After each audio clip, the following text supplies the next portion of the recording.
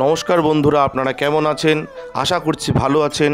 আমাদের চ্যানেলে যদি আপনি প্রথম বা নতুন হয়ে থাকেন তাহলে অবশ্যই চ্যানেলটি সাবস্ক্রাইব করে দিন এবং ভিডিও ভালো লাগলে অবশ্যই লাইক, কমেন্ট এবং শেয়ার করবেন।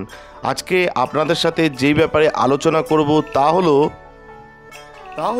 যারা বৃশ্চিক রাশির জাতক জাতিকা রয়েছেন আপনাদের কেমন কাটবে এই সপ্তাহ, অর্থাৎ 2024-এর দ্বিতীয় সপ্তাহ আপনাদের কেমন কাটতে চলেছে সেই ব্যাপারেই একটা ধারণা দেব। আসুন জেনে নিই কেমন কাটতে চলেছে। এই সপ্তাহের শুরুটা আপনার জন্য মানসিক শক্তিতে পূর্ণ হবে না এবং আপনাকে ছোটোখাটো বিষয় বিরক্ত হতে দেখা যাবে। এমন পরিস্থিতিতে আপনাকে নিজেকে কিছুটা শান্ত করতে হবে, অন্যথায় আপনার খিটখিটে স্বভাব আপনার স্বাস্থ্য নষ্ট করতে পারে।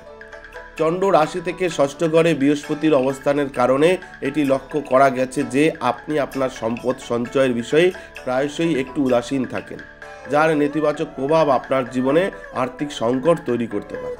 শনি আপনার চতুর্থ ঘরে অবস্থান করার কারণে আপনাকে এই সপ্তাহে অর্থ সঞ্চয় করার বিষয়ে আপনার পরিবারের লোকদের পরামর্শ নিতে হবে, কারণ এই সময়ে আপনার বড়দের পরামর্শ এবং অভিজ্ঞতা ভবিষ্যতে আপনার আর্থিক অবস্থার উন্নতিতে সহায়ক হবে।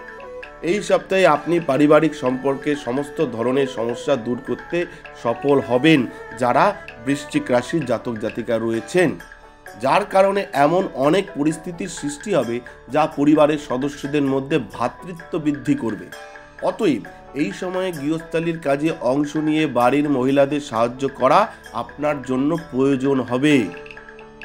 কাজের দিক থেকে এই সপ্তাহটি আগের তুলনায় অনেক ভালো যাচ্ছে, কারণ এই সময় আপনি আপনার বড়দের এবং বিশেষ করে আপনার পিতামাতার সমর্থন পাবেন, যা আপনার জীবনে প্রায় প্রতিটি সমস্যার সমাধান করবে। এটাও সম্ভব যে আপনার বাবা মা আপনাকে আর্থিক সহায়তা দিয়ে আপনার ব্যবসা সম্প্রসারণে আপনাকে অনেক সাহায্য করতে পারে।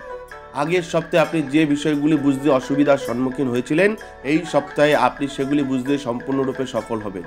অতএব আপনার জন্য মনোনিবেশ করা এবং অধ্যয়ন চালিয়ে যাওয়া, আপনার পড়াশোনায় নিজেকে আন্তরিকভাবে নিবেদিত করা আপনার পক্ষে ভালো হবে যারা বৃশ্চিক রাশির জাতক জাতিকা রয়েছেন। আপনাদেরকে বললাম এই সপ্তাহটা আপনাদের কেমন কাটতে চলেছে, অর্থাৎ 8ই জানুয়ারি থেকে 14ই জানুয়ারি কেমন কাটতে চলেছে সেটা আপনাকে বললাম।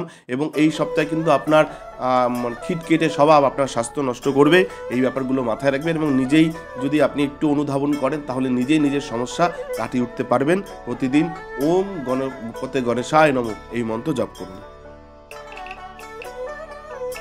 আমাদের ভিডিও আপনাদের কেমন লাগছে? আশা করছি ভালো লাগছে। তাহলে অবশ্যই লাইক করুন, কমেন্ট করুন এবং শেয়ার করুন এবং চ্যানেলটি অবশ্যই সাবস্ক্রাইব করে দিন। ভালো থাকবেন, সুস্থ থাকবেন, ধন্যবাদ। এবং সকলে অবশ্যই কমেন্টে লিখবেন জয় শিব শম্ভু, হর হর মহাদেব, ওম নমঃ শিবায়।